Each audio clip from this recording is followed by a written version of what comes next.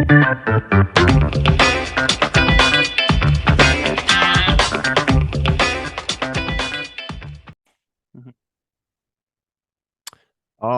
right. Happy Friday, everybody, or Monday or Tuesday, whenever you're listening to this. Have a good day. We got Jeremy Worden with us on the podcast today. Jeremy is an expert in Airbnb short-term rentals, something we love to talk about here. He is the founder of B&B Calc, a software that helps you, I believe it helps you look at the return on your Airbnbs. So I'm super excited to jump into that. Jeremy, thank you very much for hopping on the show. Gabe, thanks so much for having me. Absolutely. I told you right before we got on here, we like stories. We like to hear how people got to where they are. I know you got a good one because you're so young and you're already crushing it. So why don't you take us to the beginning? How'd you get started in real estate? Yeah, so I went to University of North Carolina. I actually come from Tar like a Heels, right? basketball. Yeah, yes, sir. Go Heels. And I was on the junior varsity basketball team. And UNC is like unique where they have a JV basketball program. Not a lot of other places do. So when I Yeah, say it, people are I've like, never "What heard of is that. that?" Like that's the first question I get if I lead with that. So have to disclaim it's not a common thing. So if you don't know what a JV basketball program is, but essentially training the walk-ons for varsity. Okay. Essentially it's like, a 2-season long tryout. And I didn't make it. I didn't make it to varsity. And my sophomore year, I also didn't get, I didn't make varsity, and then I didn't get accepted to any internship that summer.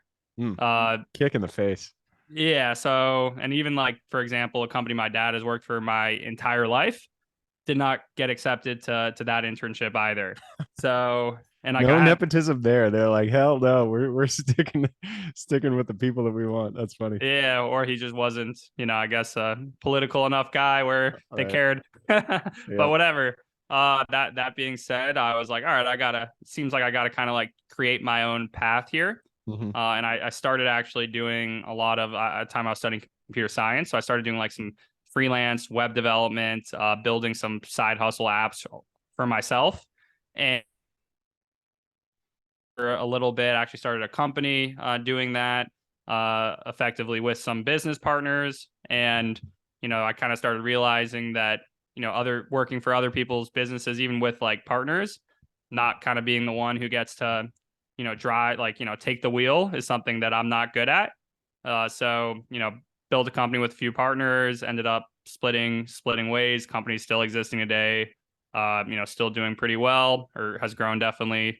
And joined another like early stage startup with, another kind of like friend, helped grow that. But again, same thing, kind of their company, for better or worse. And then in March of 2020, COVID hit and my salary was substantially cut, which, kind of again went with the theme of like working for others. Like there's just, you might not be able to make the decisions you want to. And one of those decisions might not be, how much you get paid. And when COVID hit, my salary went down. And at that point, it was like really the kick in the butt for me of like, I got to start my own business. Like I got to do something. I can't rely on other people. Like it hasn't been working that well for me. So I actually was watching the Ozarks on TV. Oh, If you're great show. familiar.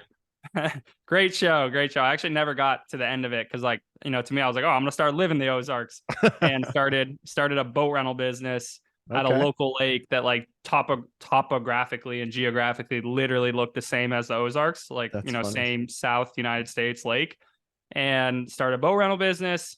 Our early clients were a lot of guests staying at different lake houses. Mm. So kind of naturally started talking to like lake house owners. At the time, I started co-hosting a property kind of in conjunction with the boats, and then also would talk to renters who were buying houses who wanted help with renting out their houses. So naturally, kind of like through conversations with our boat renters, was able to kind of scale an early like vacation rental management, or co-hosting is like the popular word now. So started co-hosting these properties and just really had an eye-opening of holy crap, like these houses are making a lot of money. Like, yeah, the boats are doing really well too. That was a great time for boat rentals, like a historically amazing time. But the houses were also like at a historically amazing time. And I was hooked. So I literally was like, this is gonna be my thing. Like I think I figured it out. This is gonna be what, gives me the opportunity to like work for myself and really grow my own business. And did just that, kept my head down. About a year later, 2021, quit my job, went full time. Was definitely extremely creative early on with like, leveraging other people's properties through a variety of different Airbnb strategies, and really just like saving as much money as I could to just invest everything I had in growing my portfolio, and was able to quit my job, or go full time in it in May of 2021, and just have continued to just keep growing and not look back. And then, in the past year, kind of once I've kind of hit that, really, I have very solid monthly revenue, cash flow, all that. I was like, all right, is there other things I want to be doing? And started actually kind of building software again, for people to help them, kind of do what I've been able to do, and kind of understand how I think about things and how I run the numbers on deals. Nice, man. I love it. And I love your story because it goes to show how quickly things can change in real estate. 2020, you were, doing your boat rentals, and it only took to 2021 to the point where you could, it sounds like, quit your job or quit whatever the side hustle that you had going. So it doesn't take a long time. And that's the thing I feel like a lot of people don't understand is that, they see real estate investing, they're like, I'll never make it. It'll take too long, way too long, but it doesn't. You can quit your job, you can quit your other source of income a lot quicker than you think. And goes to show with your story because you did it so fast. So after the boat rentals, you got into short-term rentals. It sounds like you were doing more rental arbitrage there, versus actually buying the properties and renting them out. Is that the kind of the strategy that you were working on? Yeah. So early on, I would do arbitrage, which would you rent from a landlord and re-rent it, as Mm-hmm. well as co-hosting. Ironically, at that time, I didn't know that that was the popular term for either of those things, Oh yeah. co-hosting and arbitrage. I literally thought it was property management, where I gave owners two options. I was like, option A, I'll just I'll just manage it. I'll take a percentage of gross revenue.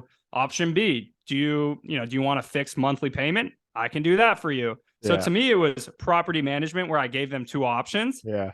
And I But mean, now essentially it's that's what it is. And it's funny with names in real estate because I had a guy on who recently who he has 40 years of experience. And we were talking about the Burr strategy, and he was like, "Oh, Burr strategy, that's just something we've been doing forever. We just didn't have a name for it." a name And for it. Yeah. yeah. So that's funny. So you were just doing property management essentially, and figuring out different strategies within that umbrella term. Yeah. And then the next year I got a TikTok and I started posting on TikTok. And then I started watching TikToks and I was like, oh, this is like, real estate social media is a big thing, and things are like, have certain names for them, and stuff like that. Whereas me, I was just like, oh, dang, like these houses are making money. Like, all right, let's figure this out. Like, I just kind of like internalized and figured it out, Yeah. which was interesting in hindsight. Yeah. Well, I feel like that's the best way to get into real estate is to, well, not the best way, but it's a great way is to, really get feedback by getting a successful strategy. Who cares if you know exactly the terminology and the strategy behind it, but if you can see something work and really go with it, that's that gives you the motivation to keep moving on. So once you got you bought you're doing the rental arbitrage, the property management model. Once you exited that, did you start to buy properties yourself? And if so, how did you do the underwriting? How did it change your business model overall? Yeah, so I had to be creative with how I bought property. So it's always been my goal to own real estate Mm, over the long run. To me, property management as well as arbitrage, they're a means of creating cash, yeah. and scale. Like, you want to, it's advantageous, to have like more properties, because then if you hire folk, they can economies of scale. But really, from a fundamental level or economic level, it's just cash. That's the only thing you get co-hosting. That's the only thing you get with arbitrage. With obviously with owning real estate, there is tremendous advantages, tax advantages, appreciation, like the assets tend to go up in value over time. You capture that, all these different things. So that's always been my goal. And when I started with co-hosting and arbitrage, like they were great because they created cash for me. Same as the boats. They created cash. But what I didn't have at that time, in addition to like a lot of cash, was also access to financing. I Mm, was 23 years old. I had only had a credit card for maybe a year. Like I got a mm. credit card right as I pretty much graduated college. I give my dad crap for that. I'm like, can you just give me a credit card at like H2? Like it seems like everyone else, who parents just got a credit card like early. I don't know why it's not that hard to do. Just give me, but Come on, whatever. Dad. Yeah, but I joke about that. But Yeah. got this. So a bank. I tried to go to a bank and like, hey, can I apply for a loan for a house? And they said, well, not conventional financing, but you could do potentially commercial financing, DSCR. Tried that route too, and nope, you can't do it because you haven't literally like length of credit history is one of the Mm, requirements, yeah. and you haven't had a long enough length of credit history, so you can't even do that. So I was like, all right, well, if I'm not going to be able to underwrite these deals, who can I like bring in to underwrite these deals or to be on the to be on the loan with me? Mhm. And that's just what I did. I brought in like-minded folk, friends, and we just started buying houses as groups. So I leveraged other people's, also, other people's cash, but also other people's financing and started buying. So in the Credit last worthiness. Yeah. exactly. And I've never actually bought a house for myself. Every time, so I bought 8 properties to this point. Every Hmm. single one of them has been a partnership, and I'm actually under contract right now to buy a house that will only be me. And this will be the Okay. first time that I've ever actually bought a house that's only myself, which I'm really excited about. Very cool. Yeah, congratulations. Having, there's so many different ways to do real estate, JV partnerships, syndications, buying them yourself. They all have their pluses and minuses, but it is nice to have, a property that only has you on the name because then you can do whatever you want with it. You don't have to Exactly. consult anybody. Well, that's like Um, like right now I'm dealing or I wanted to do cost segregation studies on our properties last year, which for those of you listening who might not know what it is, there's a huge advantage in short-term rentals specifically, where you can claim, because it's essentially the average rental period, it might be under 7 days. And because it's actually like an active business, like, you work on it on a day-to-day basis, you can write it off against your active income. So that's like a unique, it's called the short-term loophole. And I was learning about that now that I had social media and I was actually learning about these things. And I wanted to do that, but like my business partners just explaining it to them, they were like, "What? I don't get it." And I'm like, "Guys, let's do it. don't Come worry on." about it. And It's good. That's all you yeah, need to like know. trust me. And then they were just like, "We have to like schedule calls to talk about it." I'm like, "Oh, all right. You know what? I'm buying a house in 2023, and I'm gonna do it myself. I'm gonna cost seg it. I'll show you guys the results of that, and then bang, we can go ahead and I wish we did it earlier, but we'll still get some of the advantages a couple of years after buying." Yeah.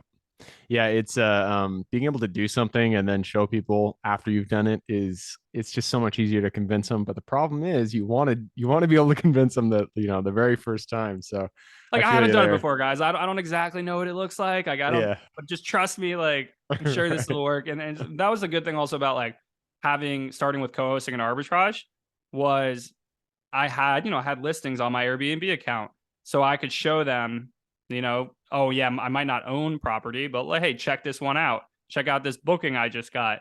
And other Mhm. people, my friends would be like, oh dang, like that's you just got $4,000 sent to your phone. Like, Yeah. all right, we're down. Where do we sign to buy the Let's house? do it. Yeah. Yeah, being able to show track record is it. I mean, there's nothing to it. And the really frustrating thing that I experienced was when you first get started and you don't have that track record, just getting the traction is so hard. And I wish I've thought about that, in as I've gotten more experience, I've thought about how can I help people get that traction because once you do get the traction, it snowballs and you go like light speed. But it's really those first couple of deals that are really difficult. I just took a peek at the clock. We're crushing our time, but I want to ask you one more question. You mentioned TikTok and social media in real estate. It's big, and so it sounds like you have some experience there. What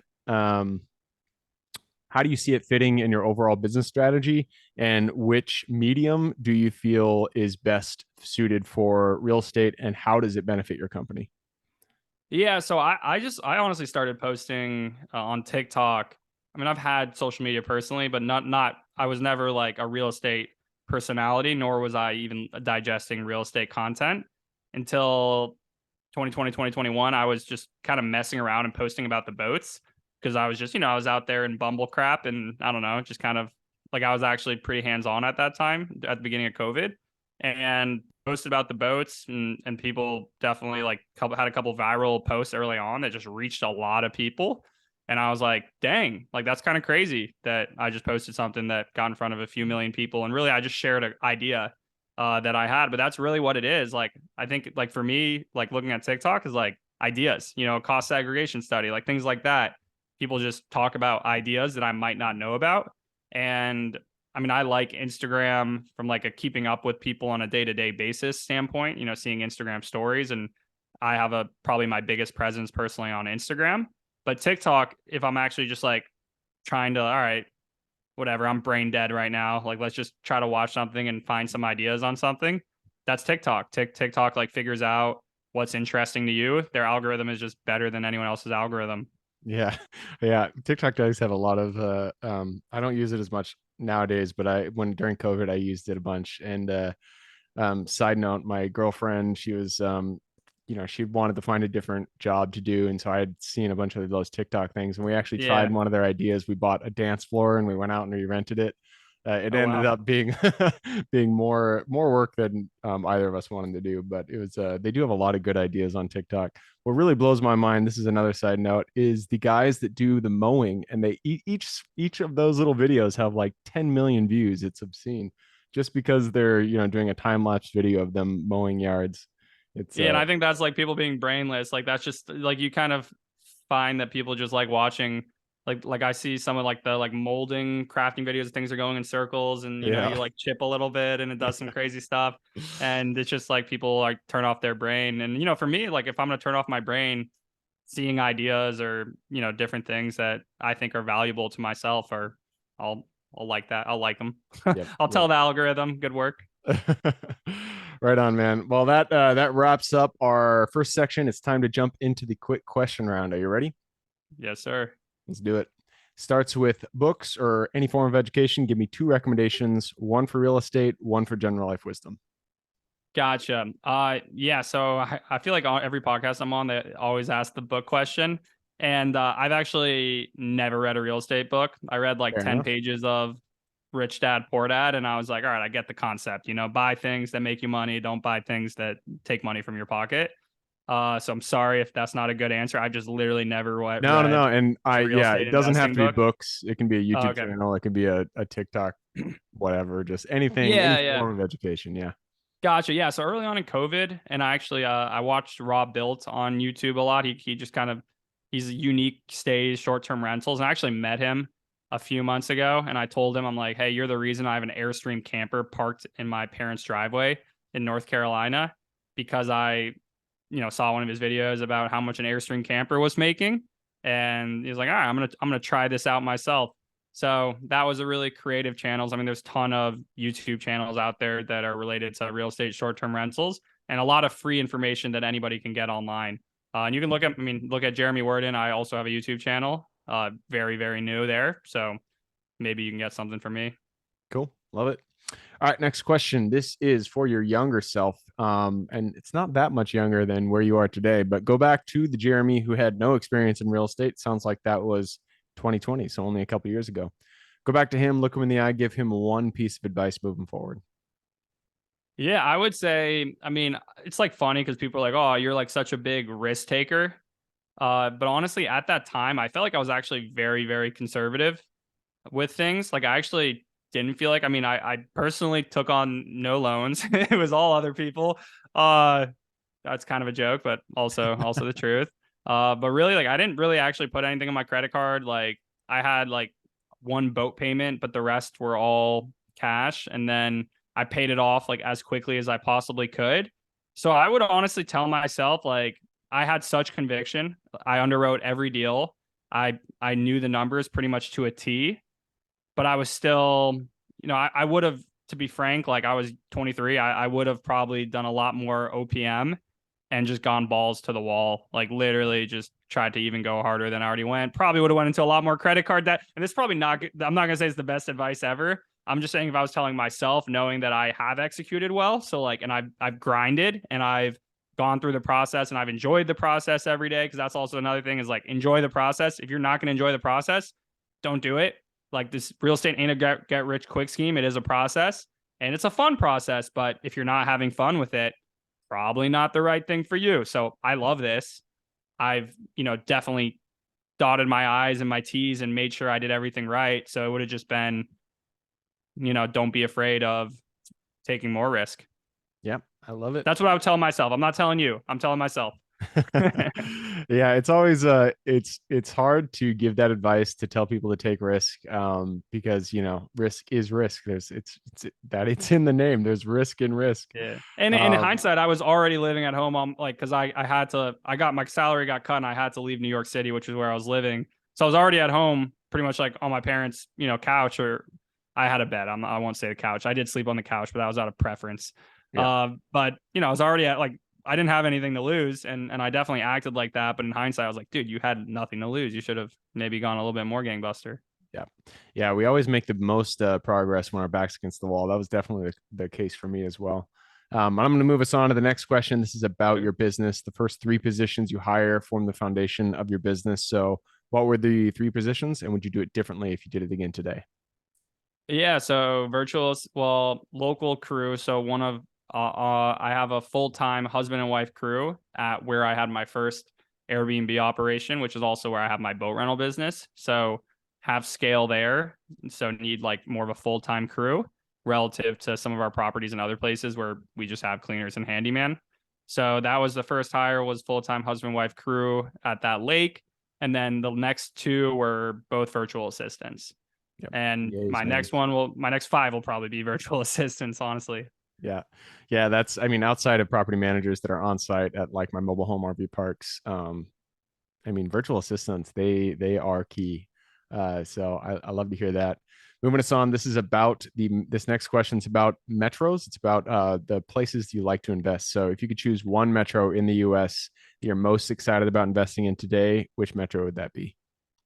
Yeah. So metro is like a specific city. Yeah, city area, greater metro if you want. Yeah, I mean, I like the state of North Carolina. It's where I'm from. It has a ton of sub markets within it. So, you know, it to me, like I've invested in almost all of them at this point, or a lot of them. And then I'm looking. I live in New York City now, and I want to do another short term rental actually out here, Okay. like in the Northeast. So I'm looking kind of at the Poconos currently for that.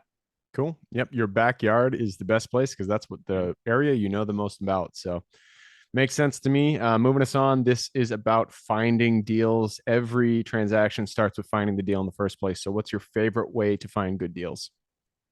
Yeah, so I mean, my process is literally built a software to help me underwrite deals at scale. There's a lot of potential properties out there, and what I do is obviously I have specific places I'm looking, but I look at Zillow and then I plug in. You can just copy the share link from Zillow and plug it into BNB Calc, the software I built, and it just populates all the relevant information, tax information, bedrooms, bathrooms, how many people it can sleep, what the purchase price is, anything that can be pulled online, we aggregate, and then it just quickly gives you a P&L. Doesn't give you 100% accurate P&L. Like I'm not going to say it gives anyone 100% accurate, but it's as close as you could probably get quickly doing it. And then I have to just go in and manually tweak things. I use AirDNA to find what I actually think the exact revenue is going to be, or closer approximation. But that's it. I just run a lot of deals through my software, and I find ones where I'm like, holy crap, if this property performs as I think it should, this will be a home run. Perfect, man. I love it. And that's a good segue to the last question. And this is for the listeners. You've given us a lot of good advice. I'm sure people want to reach out who are interested in short-term rentals. So where is the best place that people can reach out to you and get in contact with you? Yeah, Instagram is the best. If you want to send me a DM at Jeremy Worden, follow me on TikTok, Twitter, YouTube, uh, pretty much all the socials. But if you Cool. message me, you have to message me on Instagram. I don't really check the other ones in terms Yep. of the inbox. And that is Jeremy Worden, JeremyWerden. So if you want to get him on Instagram, just at Jeremy Worden. We will also put those links in the show notes. So if y'all want to reach out to Jeremy, just click a little more in the description. It'll pull down that full description, and in there you can find his links. Beautiful.